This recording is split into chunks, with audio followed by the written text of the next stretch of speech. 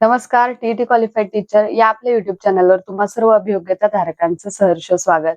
बघा, जास्त काही मोठा व्हिडिओ बनवणार नाहीये मी आणि तुमचा जास्त वेळही घेणार नाहीये.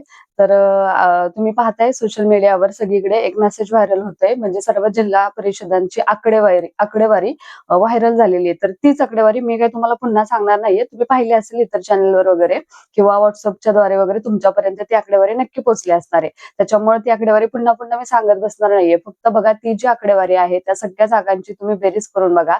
त्या सगळ्या जागांची जर गोळाबेरीज केली तर त्या जागा नक्कीच 11,000च्या वर जात आहेत.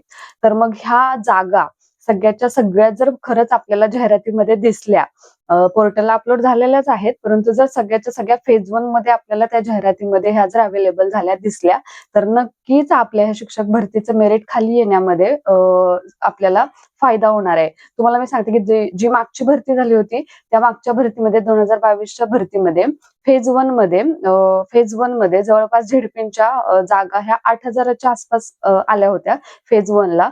तर त्या 8,000च्या जागांचा कट ऑफ तुम्ही आता सुद्धा त्या आपल्या वेबसाईटवर आहे, तो तुम्ही पाहू शकता. त्याचबरोबर 8,000च्या मी ह्याच्या सांगते, विना मुलाखतच्या जागा आहेत त्या 8,000च्या अपलोड झाल्या होत्या. मग आता ज्या आपल्याला आकडेवारी दिसते सगळीकडे सोशल मीडियावर फिरताना झेडपींची, तर त्या सगळ्या जागा सुद्धा विना मुलाखतलाच येणार आहेत. मग विना मुलाखतच्या जागा नक्कीच मागच्या तुलनेने आता वाढलेल्या आपल्याला दिसतायत.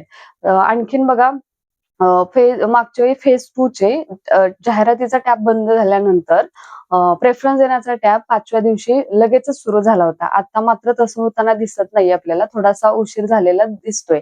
तर मग का उशीर झालेला आहे हे शॉर्ट लिस्टिंग करणं वगैरे वगैरे, तर आपल्याला माहिती आहे, आपण सर्वजण टेक्निकली थोडंफार तरी आपल्याला नॉलेज आहे. केल्या तर गोष्टी एका क्लिकमध्ये सुद्धा होतात.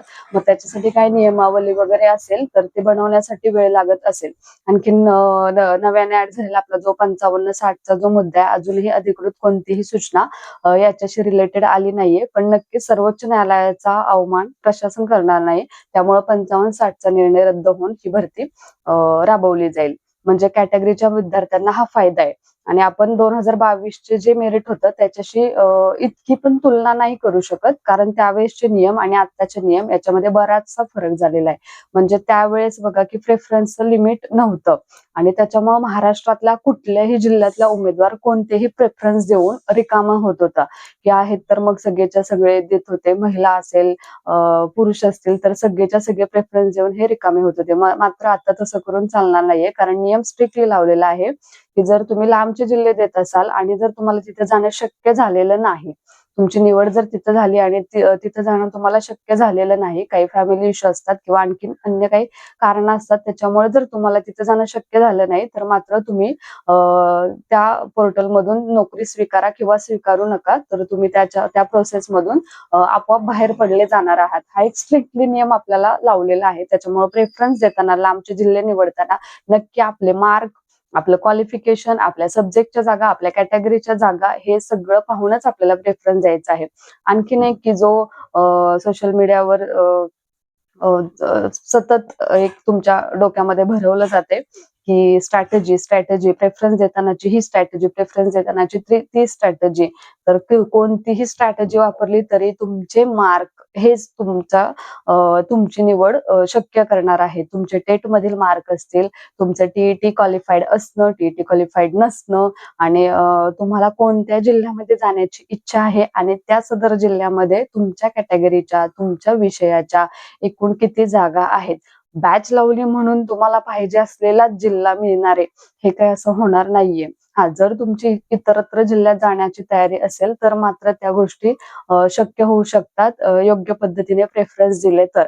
तर फार काही गोंधळून जाण्याची गरज नाहीये, की म्हणजे अशीच वातावरण निर्मिती झालेली आहे की जर बॅचेस लावलेले नाही तर माझं सिलेक्शन होणारच नाहीये का, असं एक वातावरण निर्मिती होताना दिसत आहे. आणि त्या फ्रस्ट्रेशन मध्ये, त्या डिप्रेशन मध्ये आपण तिकडे बॅचेसच्या आहारी पडतोय. तर ज्यांना खरंच आहे पॉसिबल त्यांनी करू शकता. परंतु मात्र आपल्याला माहिती आहे की अभियोग्यता धारक ऑलरेडी बेरोजगार आहेत. ऑलरेडी घरच्यांच्या जीवावर डिपेंड्स आहेत आणि त्याच्यामध्ये हा बॅचेसचा खर्च आपण वेगळ्या इतरत्र कोणत्या एक्झामचा स्टडी करत असू, फॉर एक्झाम्पल बरेच अभियोग्यताधारक एमपीएससी सारख्या परीक्षांचा अभ्यास करतात, बँकिंगच्या परीक्षांचा अभ्यास करतात. त्या परीक्षेचा ऑनलाईन क्लास विकत घेण्यासाठी आपण 10 वेळा विचार करतो की एवढे पैसे घालून ऑनलाईन क्लास परचेस करावे का?